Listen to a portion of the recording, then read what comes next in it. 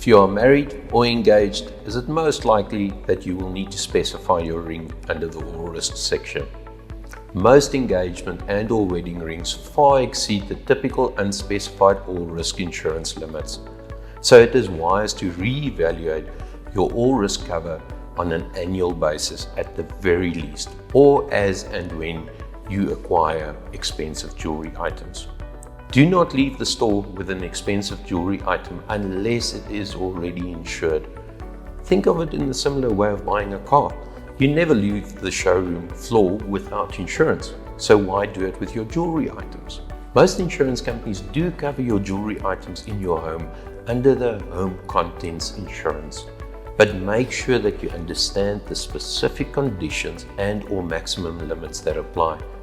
Some insurance companies might limit the amount of jewelry cover under the home contents, whilst others might ask you to specify an amount. In some instances, might the insurer also require items exceeding a specific limit to be kept in a locked safe if not worn. So if you value your jewelry, then it is definitely worth the time in familiarizing yourself with the cover, terms and conditions applicable. Also, a very important point is, depending on the type of policy you have, would your insured events be limited to specific perils? For example, accidental damage is not a standard peril in all homeowners' contents insurance. So you might find a particular loss is not covered under this section. Specifying your jewelry items not only allows for a wider scope of cover, which ensures the item is covered worldwide and generally includes any loss and or damage. The added benefit is, should a loss occur, is it most likely that the excess is lower, not to mention that the claim is not registered under the contents section.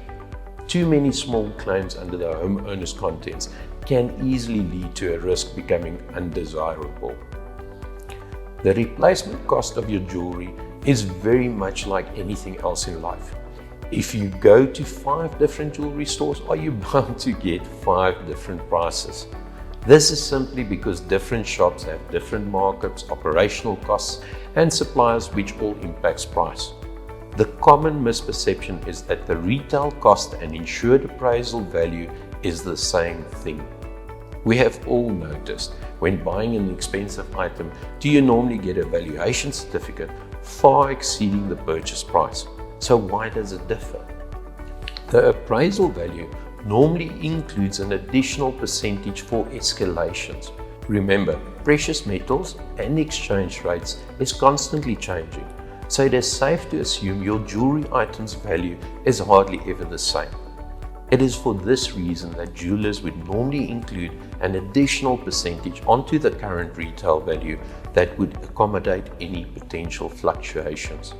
It is for this reason that you are always advised to insure the item at appraisal value as opposed to the current retail value. This might lead to you paying slightly more on your monthly insurance premiums, but should in all likelihood ensure you can be put back in the same position you were prior to the loss in most market conditions. If you elect insuring it at retail price, are you most welcome in doing so, but just realize the risk of potentially under-insuring the item.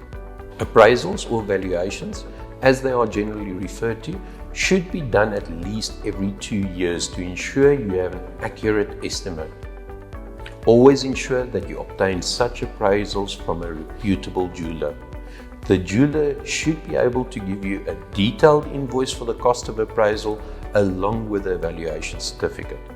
It is furthermore advisable to have a clear photo of the jewelry item, which should allow for a jeweler to remake the item should it ever be lost or stolen. It is also a form which could serve as proof of ownership. But remember, ownership is not proof of quantum. It is difficult to glean from a photograph as to the exact size, clarity, or metal. An appraisal should ideally always be accompanied with a photo. The difference in size, clarity, and metal can lead to tens of thousands of rands in difference.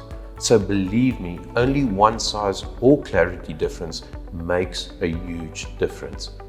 If you really want to ensure a smooth claims process, always send your insurer a photo, proof of purchase, and an evaluation certificate when adding items onto cover. That way, they have the proof of purchase, ownership, and quantum on hand in the case of a claim arising.